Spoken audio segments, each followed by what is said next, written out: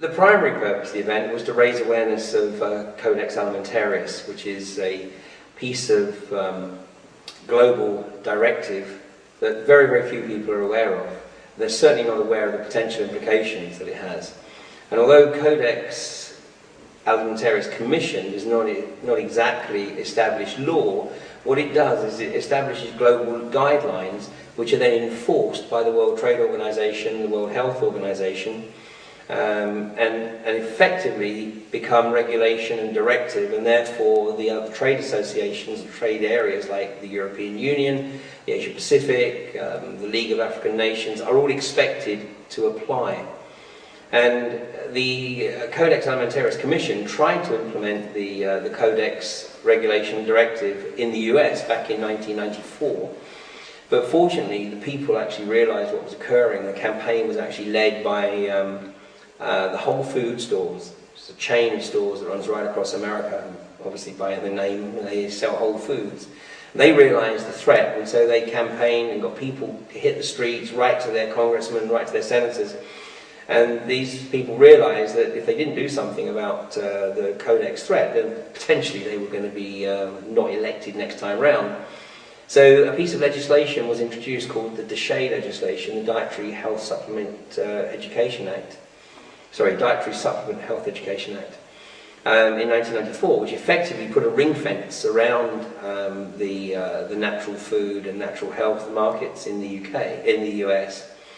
And so the Codex Commission basically went down and just turned their attention to Europe. And what we're seeing now is really the fruits, for want of a better word, of the Codex Alimentarius Commission's campaign to apply this regulation directive throughout Europe. And they've worked on the basis that none of the European nations talk to each other, so they're pretty much right there, and that they can get all this stuff in through the back door.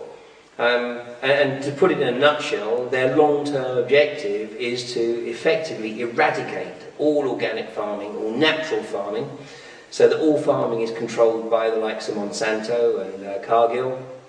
And in the worst case scenario, we'd have a situation like exists in Iraq right now, where 2 years ago the US government was manipulated effectively by Monsanto into forcing the fledgling Iraqi government to introduce law which prevented the Iraqi farmers from saving their seeds.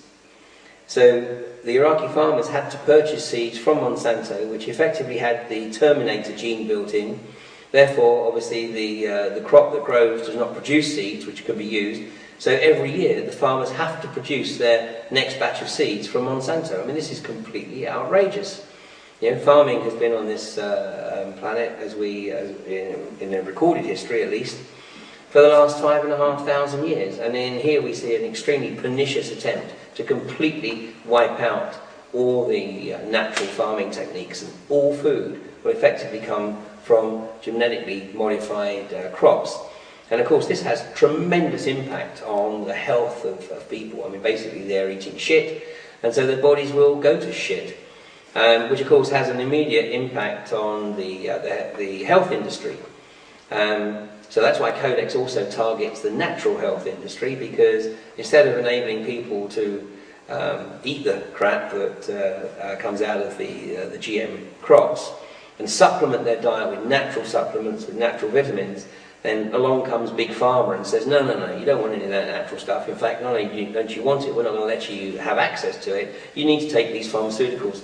So what you end up with is a crazy situation where people are sick from a very, very early age in their life because of a poor diet. Of course, it's compounded by the forced vaccinations that are occurring in many states in the US now. It's not legal for a parent to withhold or stop their children having the series of vaccinations. So the children get sick. You know, they go along to the doctor gives them pharmaceuticals, it destroys the immune system of the body. So what you have is a situation where, ironically, although people may live longer, their quality of life, of course, is dramatically reduced, and they're totally reliant on pharmaceuticals. So guess who wins out? The pharmaceutical companies. Is this cycle of sickness, is this just corporate greed? Is it just all about money, or is there another agenda going on here, in your opinion? It depends on who I'm talking to. Certainly on one level, there's no question, it's corporate greed, absolutely. And this is indeed very well documented in this excellent book, which is now 24 years old, called Corporate Crime in the Pharmaceutical Industry. I mean, it is without any shadow of doubt the most corrupt industry. Now, don't get me wrong, I'm not totally anti, the pharmaceutical industry. I mean, if it wasn't for the pharmaceutical industry, my 5-year-old son wouldn't be here now. But, it's everything in balance, and it's about choice. What we have is the corporate pharmaceutical industry trying to completely eradicate choice, and they want to be able to dominate. And the reason they want to be able to dominate is because it's mega bucks. I mean, back in 2002, the top 10 pharmaceutical companies, the profitability of those top 10 companies was greater than the combined profitability of the other 490 companies in the Fortune 500. I mean, this is big, big business. And to just put it in perspective, the chairman of Pfizer in 2002, his compensation package in that year was $74 million. I mean, this is obscene. It is completely obscene. But that's corporate greed. And the other level is, without any shadow of doubt, there is an attempt, and it's going to be very difficult to perhaps give this any perspective in a short space of time, but there is an absolute attempt to completely shut down the possibility of any human being making a spiritual connect. I mean, we have long known about the spiritual connect that kicks in around about the age of 40, which we in the West call the midlife crisis, but in the indigenous peoples they call it the midlife opportunity. And it's an opportunity to see the world from a completely different perspective. And there are certain fundamental requirements, physiological requirements, it would seem, for that to happen.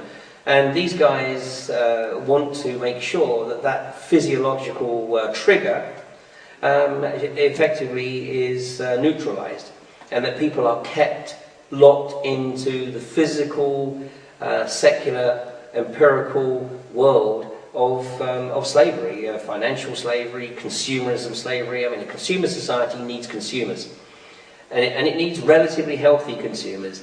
Healthy enough to do the work so that they can earn money so that they consume, but not that healthy that they don't need pharmaceuticals.